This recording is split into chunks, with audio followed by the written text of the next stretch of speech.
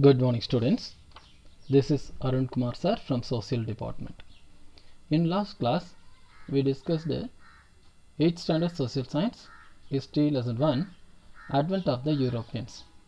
In that lesson, we discussed some important topics. That was sources of modern India, kinds of sources. In that, written sources and material sources. These are the two kinds of sources. And archives. Two types of archives. One is national archives, second one is Tamil Nadu archives.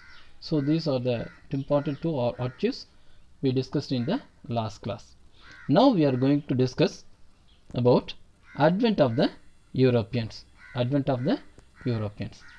How many European countries came to India? What was the basic purpose for the European countries to came to India? These and all we are going to discuss. First one, after the capture of Constantinople by the Turks in AD 1453, the land route between India and Europe was closed. So after the capture of Constantinople, the land route was closed by the Turks. So the necessity of the European countries to find out or discover the new sea routes to India. So the Turks penetrated into North Africa and the Balkan Peninsula. It became imperative on the part of the European nations to discover new sea routes to the east. What was the basic concept? Capture of Constantinople was the basic concept of the discovery of new sea routes to India. Okay, so which was the first country came to India? That is Portugal. Portugal was the first country came to India. Amongst the entire European nations, Portugal was the first foremost, that is example or role model, foremost to make a dynamic attempt to discover a sea route to India. Dynamic attempt means powerful attempt. That means mention the interest of the Portugal people. Next, Prince Henry of Portugal, who is commonly known as Navigator. That was a title. Henry the Navigator encouraged his countrymen to take up the adventurous life of exploring the unknown regions of the world. He very much encouraged his countrymen to discover the sea route to India. So that is why the first person, he took a sea voyage. Sea voyage means sea travel. Who was the person? He was Bartholomew Dias. Bartholomew Dias, he was the first person, a Portuguese sailor, reached the southernmost point of Africa in 1487. He was patronized by the King John II.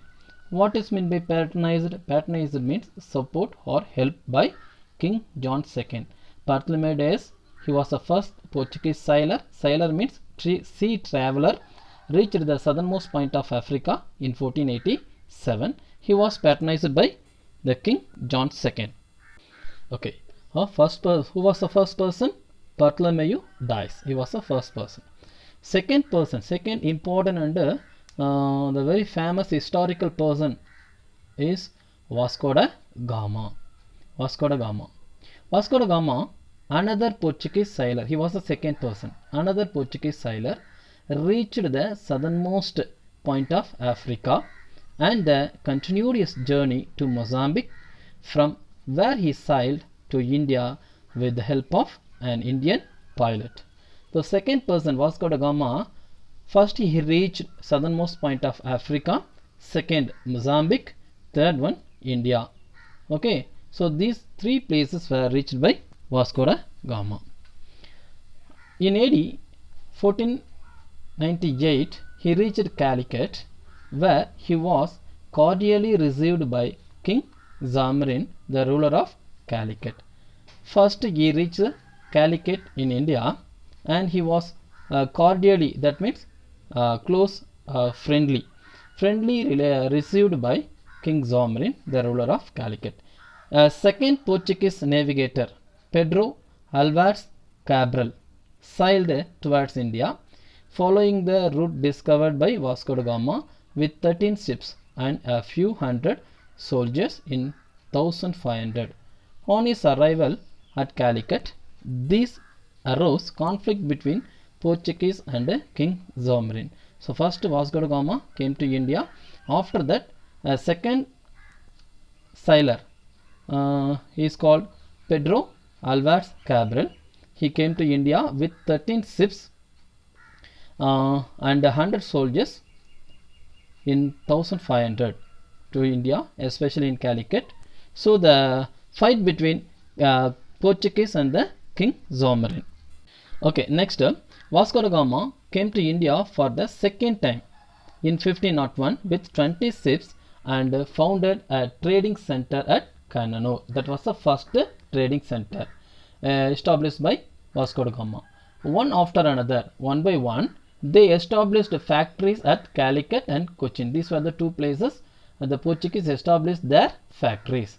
King Zomrin attacked the Portuguese in Cochin, but he was defeated. King Zomrin was defeated by Portuguese.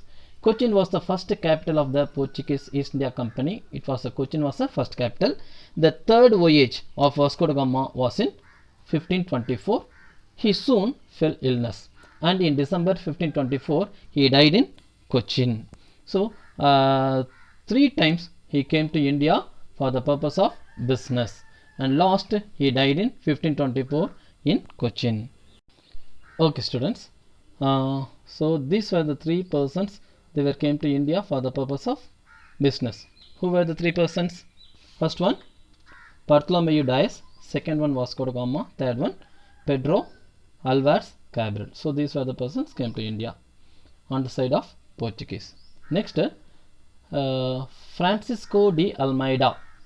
He was a person. He was a governor of Portuguese. Francisco de Almeida during the time of 1505 to 1509. Okay. In 1505, Francisco de Almeida was sent as the first governor. He was the first governor for the Portuguese possession in India. Almeida had the aim of developing the naval power of the Portuguese in India. He wants to develop their naval power of the Portuguese in India. His policy was known as Blue Water Policy. He wants to develop their naval power in India, so that policy was known as Blue Water Policy. Second one, the Portuguese tried to break the Arab monopoly on Indian Ocean trade. So he wants to break the Arabs' monopoly, that was a particular rights in a particular place, that is monopoly on Indian Ocean trade. So that was totally damaged by Portuguese. So Arabs, Turks, Gujarat and Egypt, so these were the combined army fought against the Portuguese during the time of Francisco de Almeida.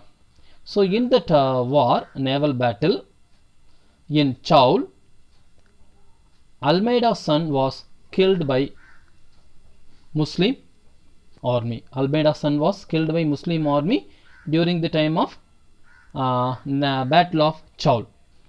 So after that, Almeida defeated the combined army, Muslim army, in a naval battle near Dayu, and by the year 1509, Portuguese claimed the naval supremacy in Asia. So some of the places were captured by Portuguese and they claimed the naval supremacy in Asia. Okay.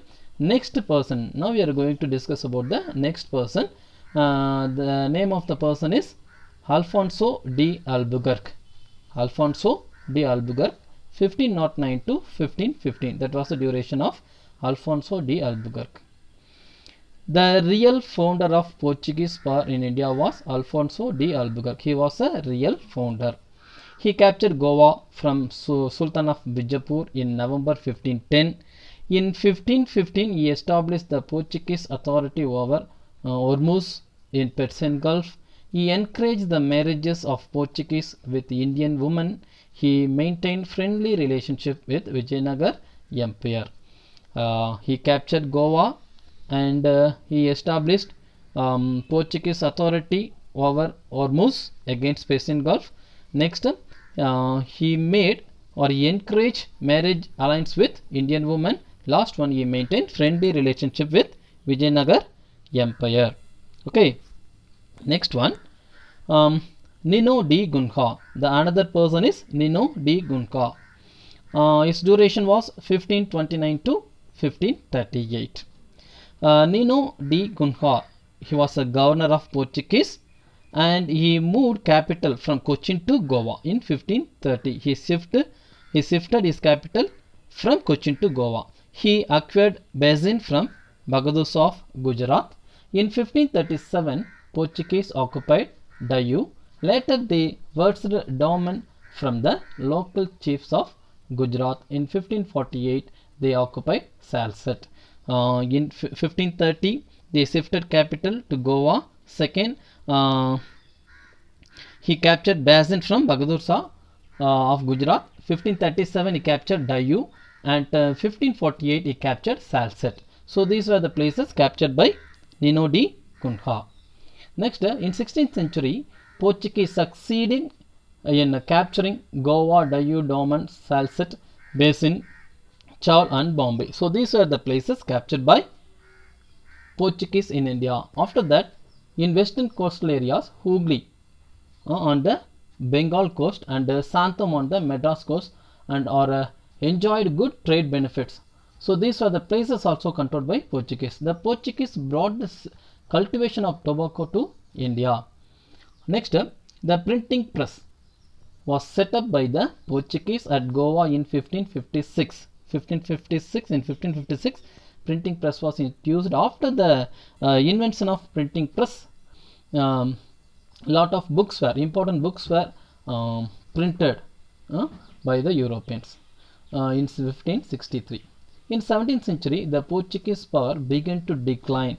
Slow by slow, during the time of 17th century, the Portuguese power was declined to the Dutch, and by 1739, the Portuguese pockets became confined to Goa, Dayu, and Daman. So that was a boundary. After that, the Portuguese power was totally closed in India.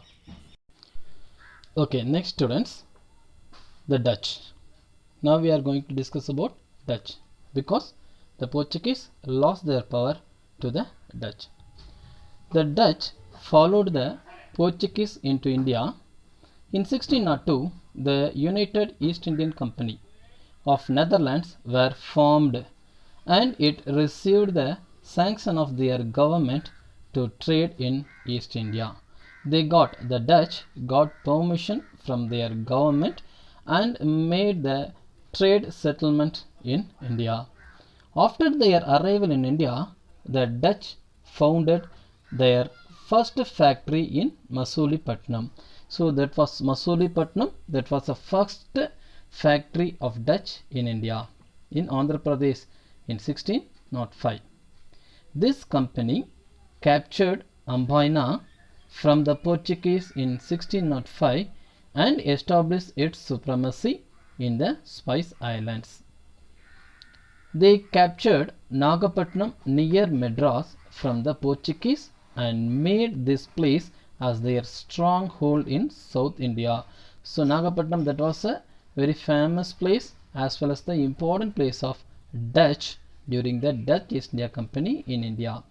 At first, Pulicat, their headquarters. Pulicat was a headquarters of Dutch. Later, they shifted it to Nagapattinam in 1690. In 1690, Nagapattinam, that was changed as a headquarters of the Dutch East India Company in India. The most important Indian commodities. Indian commodities means things. Indian commodities traded by Dutch were silk, cotton, indigo, rice, and opium. So these were the places imported by the Dutch from India. They monopolized the trade in black pepper and other spices. So these were the important things were also imported by the Dutch. The important factories in India were Pulicat, Surat, Sinsura, Kazim Bazar, Patna, Nagapatnam, Balasur and Cochin. So these were the important factories of Dutch in India. Okay. Next, the English East India Company. The English East India Company remained engaged in rivalry with the Portuguese and the Dutch throughout the 17th century. So, throughout the 17th century, the English East India Company, fought against Portuguese and the Dutch in India because they want to prove their supremacy in India and they want to dominate others. Next, in 1623, the Dutch cruelly killed 10 English traders and 9 Javanese in Ambaina. In that place, the Dutch crucially killed 10 English traders and 9 Javanese. This incident accelerated, that means increased the rivalry between the two European companies. So that increased the rivalry between the two European countries. Their final collapse came with their defeat by the English in Battle of Badera in 1759. The Dutch lost their settlements one by one to the English and was completely wiped out by year 1795. So the Dutch slow by slow or one by one lost their power and settlement to the English. So at last during the year 1795, Dutch whipped out from India. Okay. Next, Dutch in Tamil Nadu. Dutch in Tamil Nadu. The Portuguese, who established a control over Pulicat since 1502, were overthrown by Dutch. In Pulicat, the Dutch built the fort Geldria in 1613. This fort was once the seat of Dutch power. The Dutch established their settlement at Pulicat in 1610. Diamonds were exported from Pulicat to the western countries. Diamonds were exported from Pulicat to the western countries. The other Dutch colonial forts and possessions were Nagapattinam, Punakayal, Porto Nova, Kadalur and Devanapatnam. So these were the important places of Dutch in India. Okay, so today's topic is over. In remaining topic we will discuss in the next class. Okay, thank you students.